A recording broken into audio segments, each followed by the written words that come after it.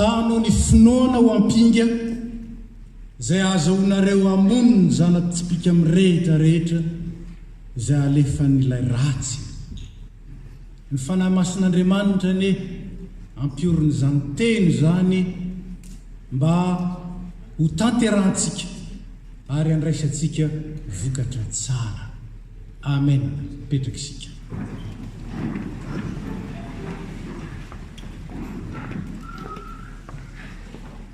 Raha nahary izao tontolo izao Andriamanitra dia tsara ny nanaovany azy, lavorary ary vitany araka ny fahendre, vitany araka ny fisainany lalina. Tsara ny nanaovan'Andriamanitra izao tontolo izao kanefa nisy nanino.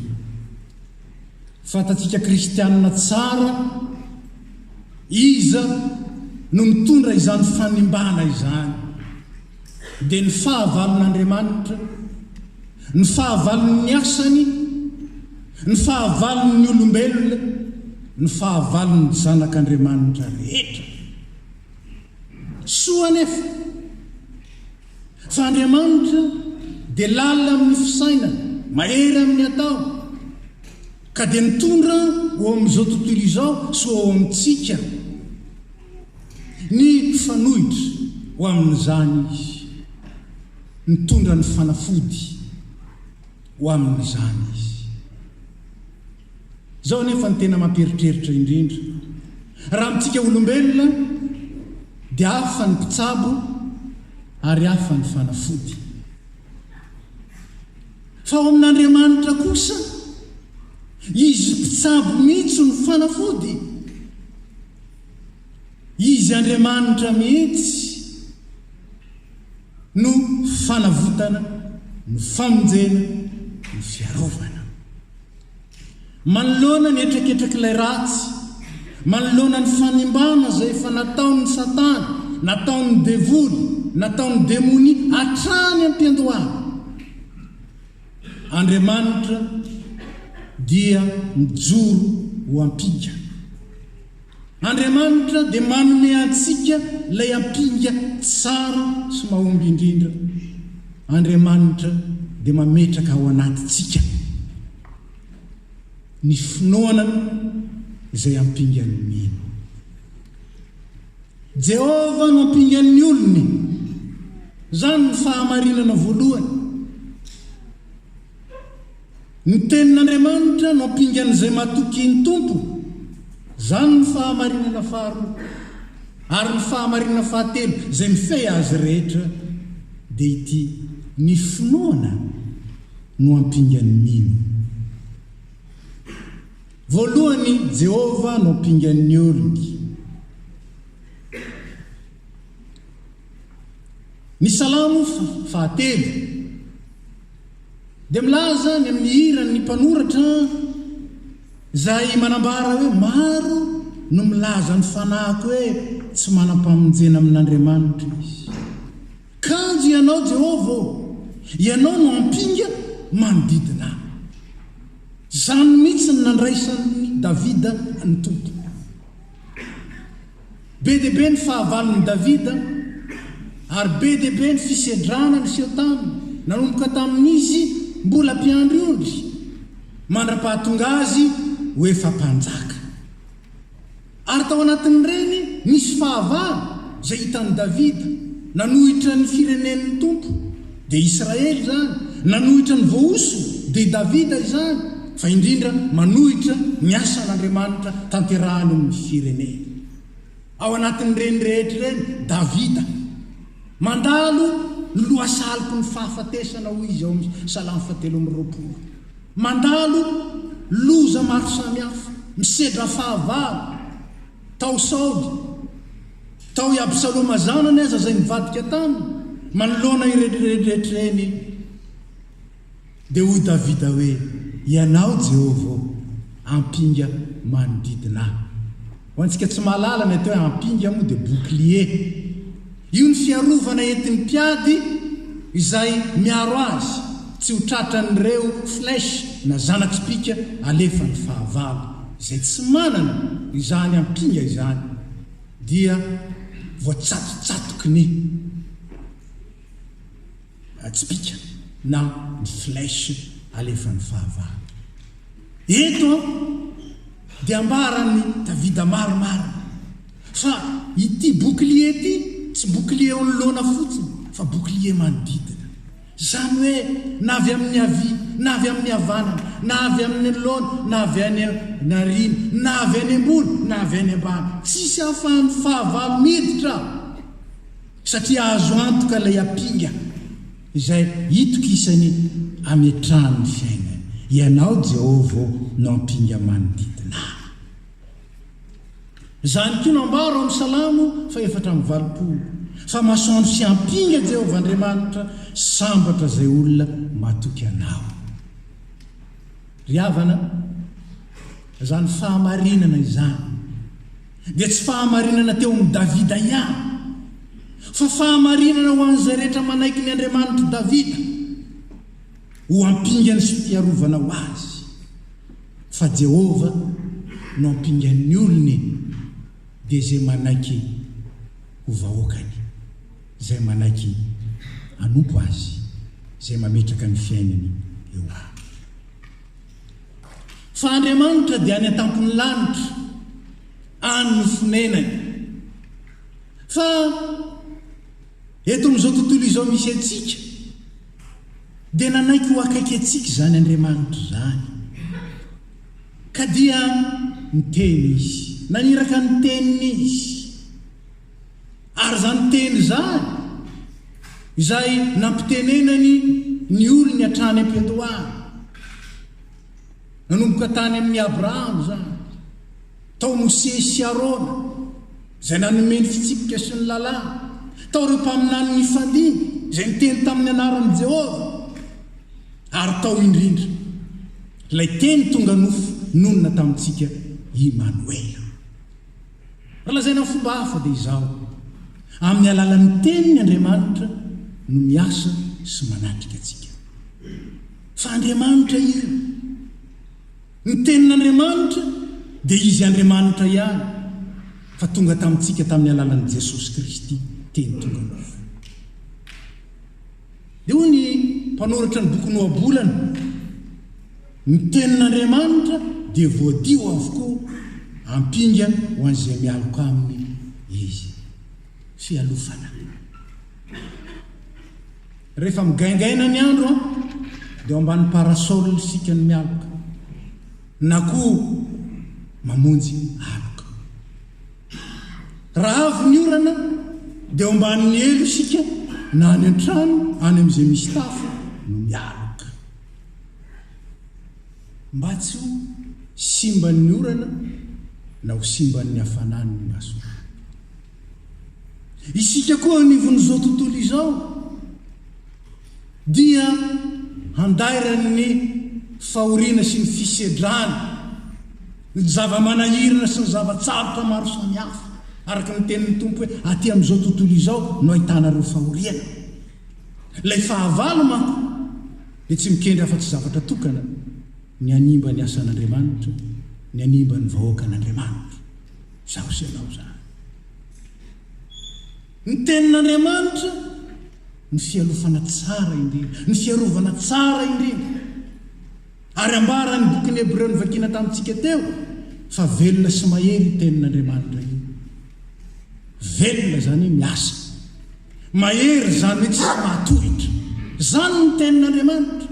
Ary tenin'Andriamanitra io fialofana ampinga ho an'izay mahatoky ny tompo. Fanao tsika eo amin'ny fiainantsika ine no mitady fiarofana, zany nanorenantsika trano, ary zany no azo lazaintsika hoe amoronan'ny olona zavatra maro samihafa, fiarovany eo amin'ny fiainany. Ary zany koa ny tototon'ny olona hatsiarova, mitady fiarovana amin'ny fahoriana, amin'ny fahasairanana, amin'ny aretina, amin'ny fahafatesana. Fanao tsika maka assurance tsy zany maka mutuelle, ary misy azy maka assurance vie. Fa tsy misy assurance vie zay miaro anao amin'ny elo ny fahafatesana mandrakizay afa-tsy ny tenin'Andriamanitra irery any. Velona sy mahery ny tenin'Andriamanitra,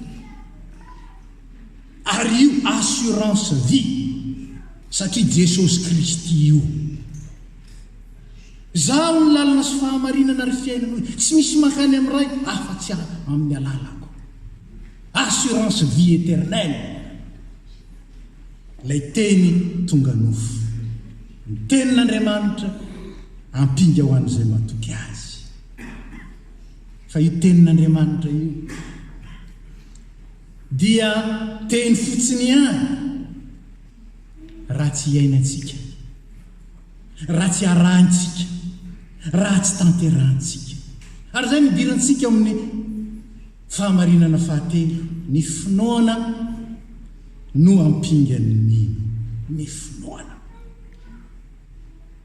Ny soratra masina dia milaza fifinoana io tsy zay eritreretintsika akory. Misy inge zany mino an'Andriamanitra olo dia misy Andriamanitra, ny razantsika dia nisy nino fa misy zany zanahary zany. Ambaran'ny tenin'Andriamanitra fa ny devoliko mino fa tokan'Andriamanitra misy Andriamanitra ary dia mangovotra. Fa finoana devolo zany.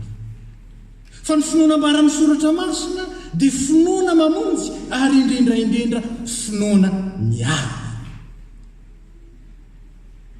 Zany nanosika ny apôstôly Paoly hitanisa amintsika ireo fiadina zay hoentsika miazo ny famonjena izay omen'ny tompo antsika. Hitantsika eo amin'ny Efesianina 4:9 ny vakiana teo zany. Fa izay natolotry ny tily androany mba ho andraisantsika fampianarana sy fampahereza dia ny 9:4 tamin'ny finoana ho ampinga. Le ampinga ho iaho bouclier miaro. Dia toy izy no azonareo amono ny zanatsipika amin'ny rehetrarehetra izay alefan'ny ratsy. Finoana. Inona moa ny atao mino? Inona ny atao mino? Ny atao mino dia olona manana fahatokiny. Zay ny voalohany, olona manana fahatokiny. Zany no hevitry ny teny baiko, antsoina hoe pistis, entina dikana ny atao finoana. Matoky ny tompo, matoky ny tenin'ny tompo, fa marony zany, ary matoky ny asan'ny tompo, fa tsy ny teny foana izy raha tsy mahatanteraka. Matoky.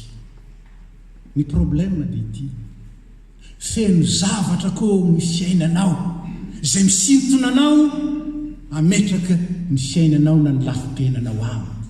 Be dia be.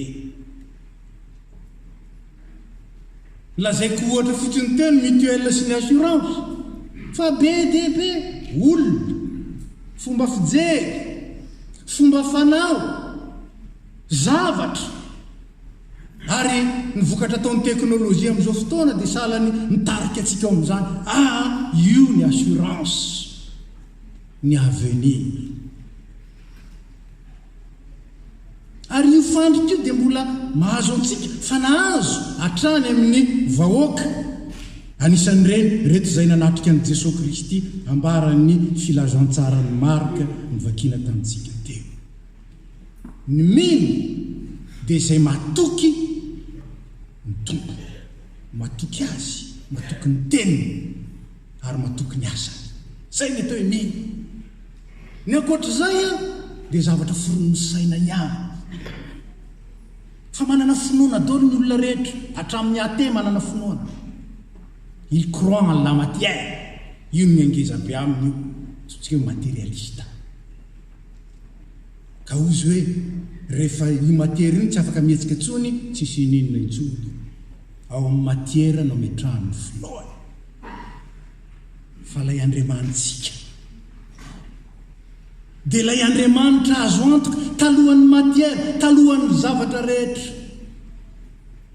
Ary lay Andriamanitra izay fa nanome antsika miantoka. Voalohany nisy tiavany, ny faharoa ny fahamarinany teny, voazatoetra tamin'ny meny, hoy ny anambaran'ny soratra masina azy, éprouvé. Zany hoe fa nasehoan'ny tantara fa azo antoka ny tenin'Andriamanitra izay nambarany ny tanterahany. 900 taona talohan'ny natokavany Kristina ny fananambarana ny fahatombavany ary tonga izy. 900 taona talohan'ny natongavany tompo sy nanatanterahany asa nefa nanambarana inona avy ny tanterahany ary ahoana ny fomba anaovany zany hitatsika ao amin'ny boky ny Isaia mpaminany zany. Tsy miteny foana ny tompo fa tanteraka. Ary raha miteny ny tompo hoe izao tsy maintsy ampijalian'ny olona ombony amin'ny azo fijaliana ary atsangana amin'ny andro fahatelo, tanteraka zany, tsy milazainy fotsiny zany fa ny tanterahana. Azo antoka ny tenin'ny tompo maro tanteraka. Ka inona ny finoana? Dia hoy ny tompo eto hoe izay mahafoy izay tsy misy olona efa nafotrano na rahalana na vavy na reny na zanaka na tany noho ny ampy sy ny filazantsara, tsy misy ka tsy handray zato eny amin'izao andro ankehitriny izao ary amin'ny andro avy dia fiainana mandrakizay. Inona ny atao hoe mino? Dia ny olona izay mahafoy ny zavatra rehetra noho ny filazantsara. Adika amin'ny fomba hafa, ny olona izay tsy manakaly ny tompo sy ny teniny ary ny heriny na amin'inona na amin'inona, izay ny atao hoe mino. Tsy manaiky anakaly ny tompo sy ny teniny ary ny heriny na amin'inona na amin'inona, na amina fanana, na amina fianakaviana, na amin'ny filaminam-piainana na confort, na amin'ny zavatra ninonninona, na amin'ny olona ninonninona, na amin'ny hery ninonninona. Zany ny atao hoe mino.